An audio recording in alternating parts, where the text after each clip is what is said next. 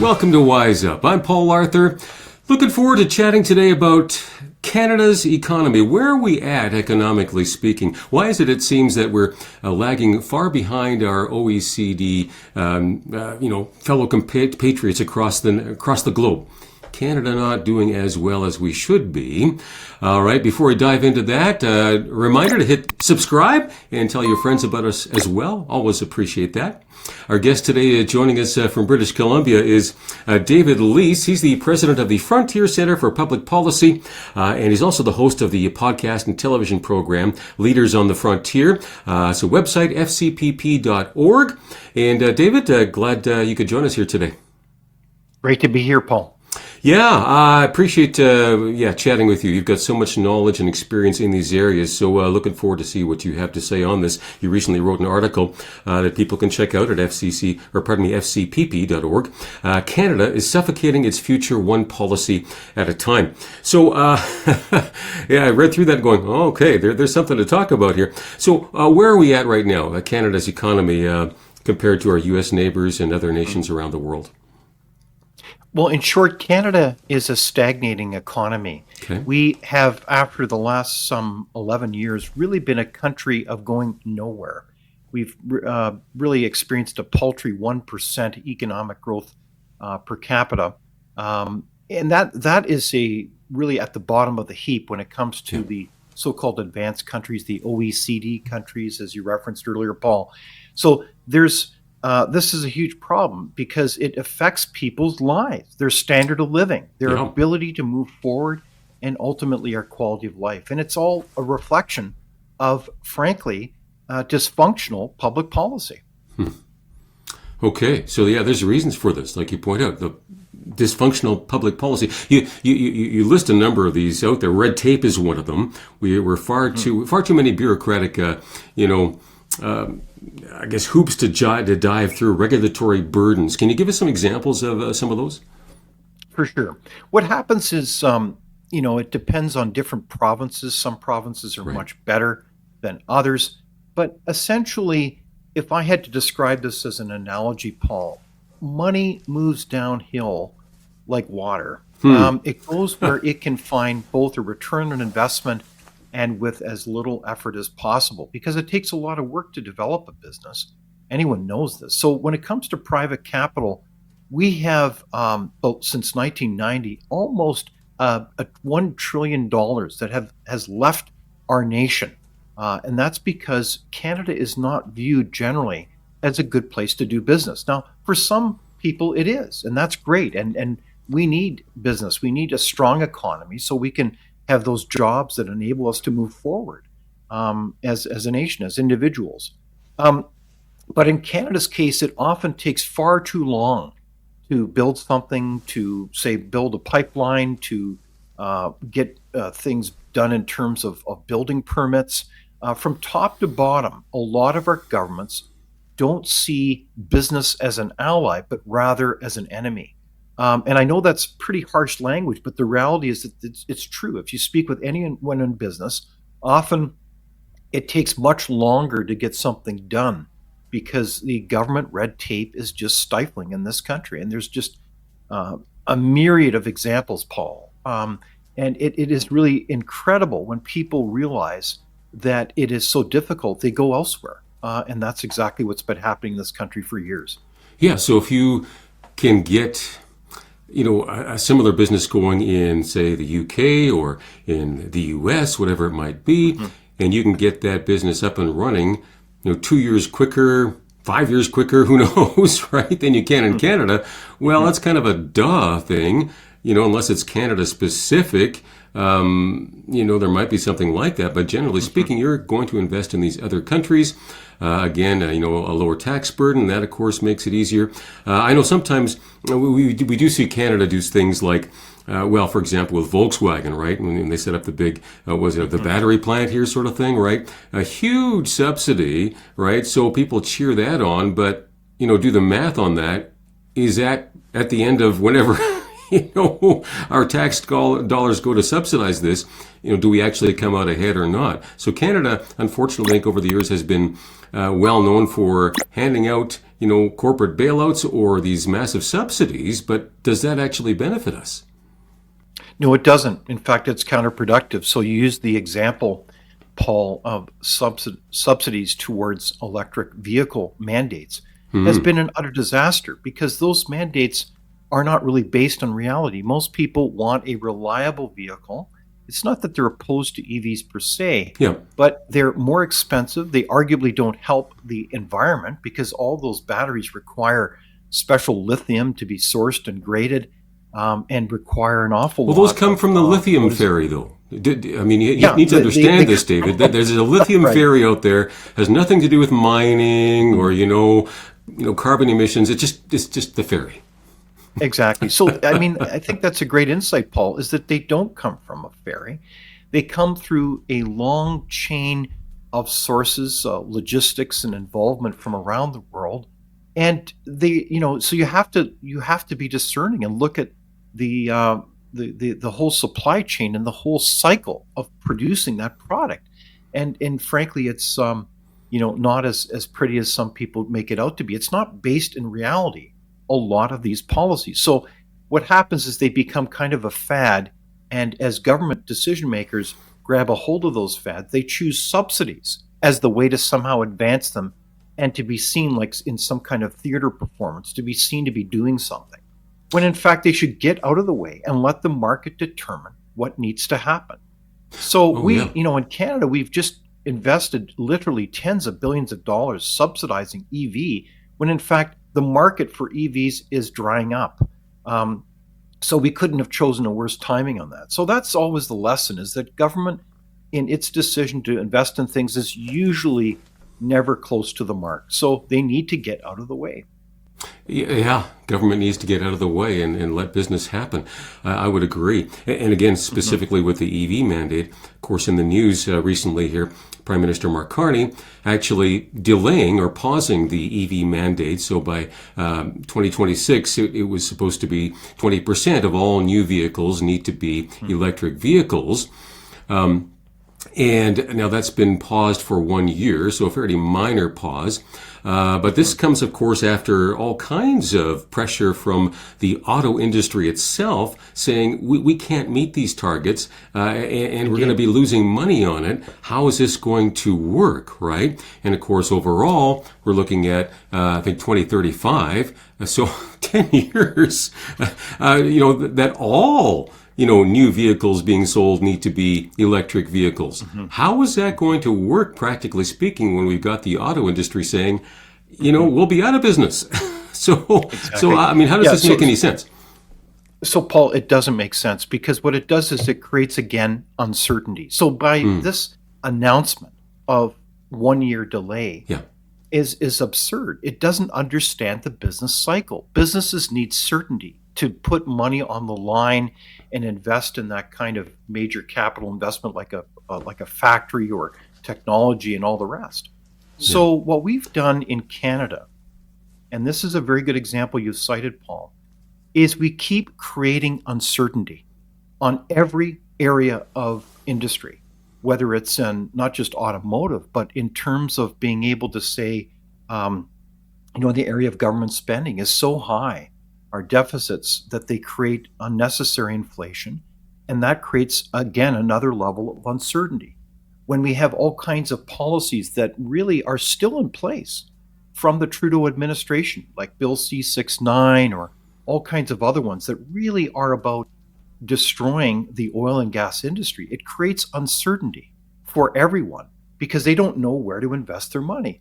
So if it's too complicated, if it's uncertain, where do people take their money? They take it elsewhere. And that's exactly part of what Canada's story is and its problem.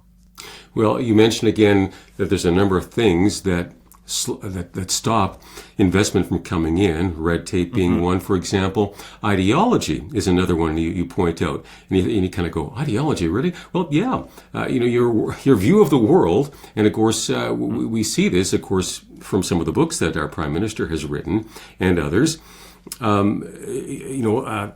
Climate change is being viewed as an urgent, crisis that we're all about to be doomed, I guess, here by this thing. Of course, that's been shouted out for the last, 3-4 decades, and the sky hasn't fallen yet. Okay, so, we need to pay attention to that. Right, there's a pattern here. So we see, like I say, the Bill C-69 not being done away with because, again, there's this worldview, right? And another worldview, I guess, would be that, again, Canada has this worldview, it seems. I don't know, can we call it an ideology? We tend to be socialist, right? In one sense, it's showing care. We want to make sure everybody's got a safety net and that sort of thing. So I understand the care and, the heart behind that in one sense. But we talked about the lithium fairy. Is there a money fairy out there that magically gives us big bank accounts in our federal coffers? Doesn't seem to be reality, right? I mean, so this money is borrowed. We use tax dollars. That means tax dollars go up. And guess what? That debt needs to be repaid, and there's interest payments that keep on going up, right? And that affects us in a real way, doesn't it? It really does, Paul. And I think that's an insightful comment, that there's a kind of a worldview, an ideology that has captured, I would say most Canadians don't believe this, but I think a lot of our institutions have been captured by this way of thinking. For example, that somehow climate change is a existential threat to our country, and therefore we need to move heaven and earth to be able to avoid a 1-degree change over 80 years. I mean, that's absurd. And we still know that these climate models are hugely problematic. In fact, we're learning more and more information about those climate models, and they're really not, they haven't shown to be accurate at all. Like the whole idea that, well, what was it, Al Gore mentioned over 20 years ago, that somehow we had some 7 years in terms of Arctic ice or polar bears, has just been utter fantasy. So we have a situation now where we need to look at all the options in terms of how we mitigate climate change, because climate change happens all the time.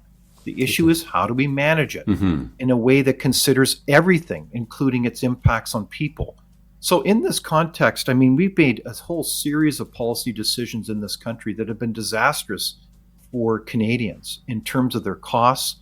The war on oil and gas has created enormous issues. And I just want to mention a few of them, Paul, because I think, a lot of people are not aware of this in Canada, but we don't, because we have only one primary customer, namely the United States for our oil and gas. We are a price taker, not a price maker. We don't get world prices. Now at Frontier, we actually have a display on the website that talks about this energy differentiation calculation. And the bottom line is this: because we don't get that oil and gas to other customers, like in Europe and Japan and other parts of Asia that are begging for this energy, we don't get world price. And as a result, we forfeit easily $40 to $60 billion approximately every year. Every year. Now, think about the hospitals that could build, The difference that would make in people's quality of life. I mean, that's like thousands of dollars, depending on the number, for every Canadian. So what could we are? Go ahead. No, we're it's like shooting off our own feet. Like we are self-inflicting this harm on ourselves. I mean, these policies, because they're so ill-conceived, are doing great harm to Canadians, let alone the next generation. And for me, I mean, this is, really disturbing. So that's why we're trying to talk about this all the time. People need to hear this and say, this is a dead-end set of policies that don't serve any of us. Well, see, I mean, you and I, we're older, right? I mean, we're, relatively established. In one sense, we're not going to go under, right? But you look at our kids and grandkids, what is their future like? And how can they afford a house, right? All these kinds of things that should be of concern to us. Okay, don't want to just leave it for the next generation. We need to make some changes now. I mean, you're mentioning again that price differential when we go sell it to the U.S. I mean, I understand the U.S. is actually taking our natural gas and exporting it to Europe and making a profit for buying it from us. Going, shouldn't we be making that profit, right? So, I mean, one of the answers to that, I think, would be to increase pipeline capacity. Am I wrong on that, or would that be one of the solutions? Absolutely. Yes, we need to build those well-known pipeline projects to all the different coasts, to Hudson's Bay included.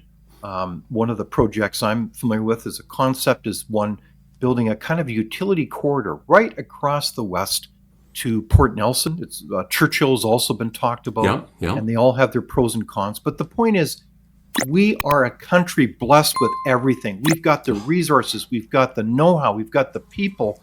We can do it, but government is in the way with, frankly, dysfunctional public policy that is designed about serving certain special interests and not Canadians. And this is the problem.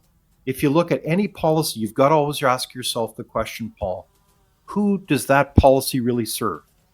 Is it serving a special interest, or is it empowering Canadians?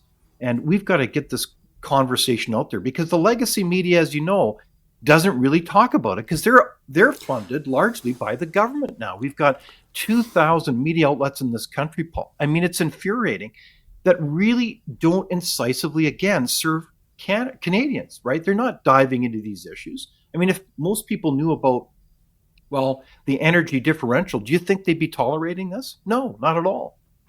Yeah, it's puzzling, isn't it? Because you think, why does media exist? To inform people, and in particular when it comes to news outlets and so forth. Part of our job is to keep government and other institutions accountable, to inform people, and then they can make their own decisions on it, this way or that way. We want to be trying to be objective. And how can you be objective when the guy paying you, you've got to give an account to him. Exactly. The piper, calls the tunes, right? Who pays the piper, calls the tunes. So, I mean, there's something very, very wrong with that, and somehow we've got to get out of that. What can we do? Well, Paul, we're doing our part as best we can, but the truth needs to get out there. People need to get informed. Big part of this, absolutely. Very much so. In fact, this is where these types of policies, this way of kind of buying people off, making them dependent on government funding, whether it's individuals, whether it's institutions, whether it's the media, undermines our very culture and our very democracy, because everybody needs to have checks, right? That's part of the design of our system that's brilliant, is we have different institutions that are supposed to be doing their job by calling truth to power, by calling things out and saying, no, this is not acceptable, government. This is what you're doing.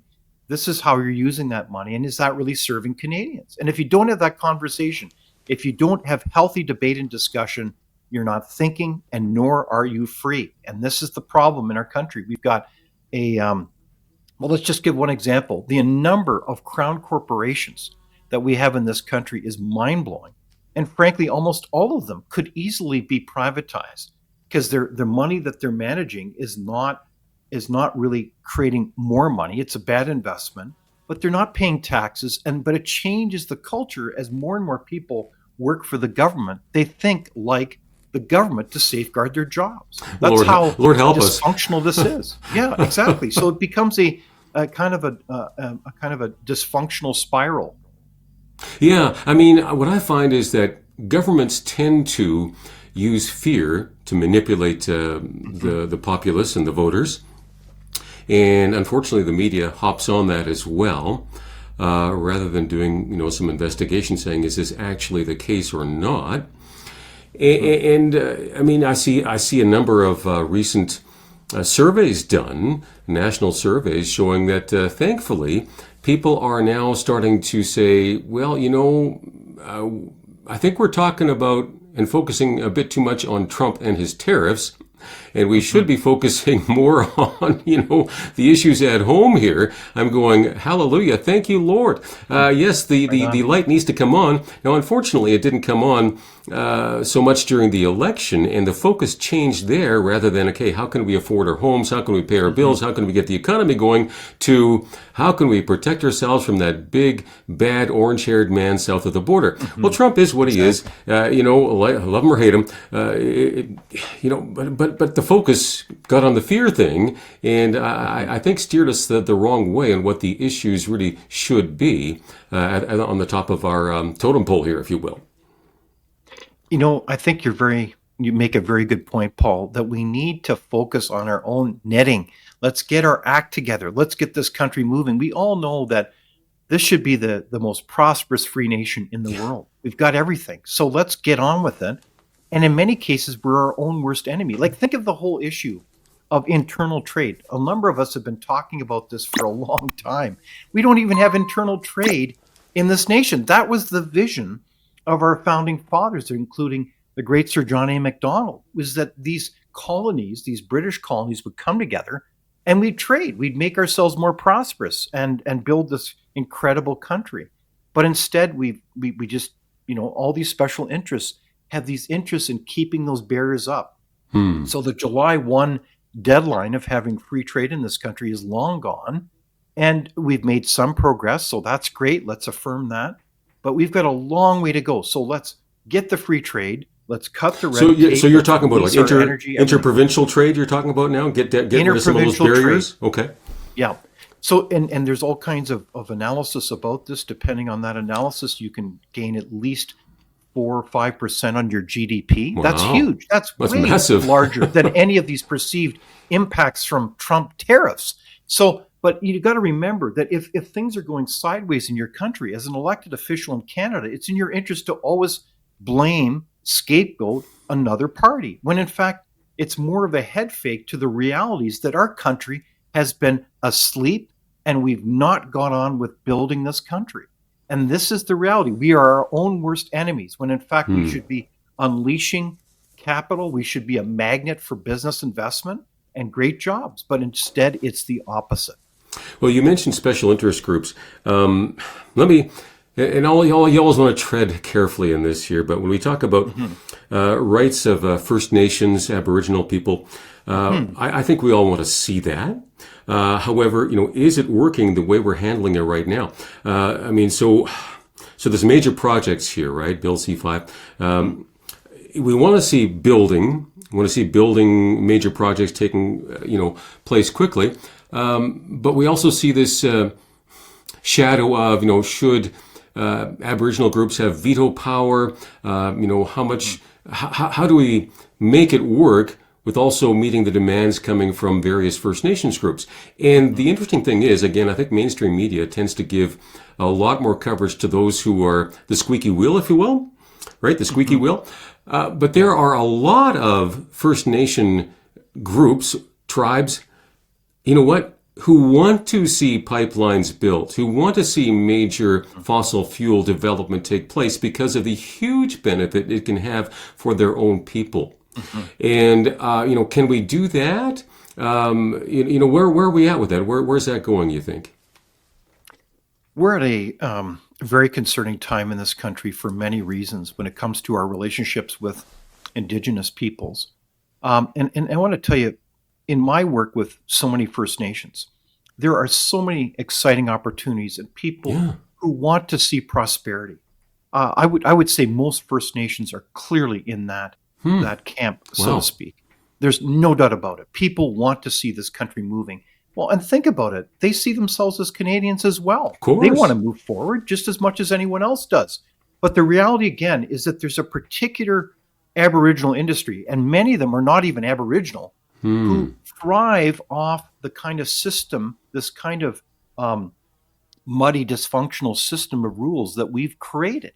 For example, under the Indian Act, you can't even have what we would know as, that we would recognize as property rights to own your own home on a First Nation. Well, how dysfunctional is that when there's frankly a number of chiefs that have a vision to have people own their own property, to look after Of it proudly. course, So we you need to be take able care to of your think own property, but if it's a rental, you tend not to, right?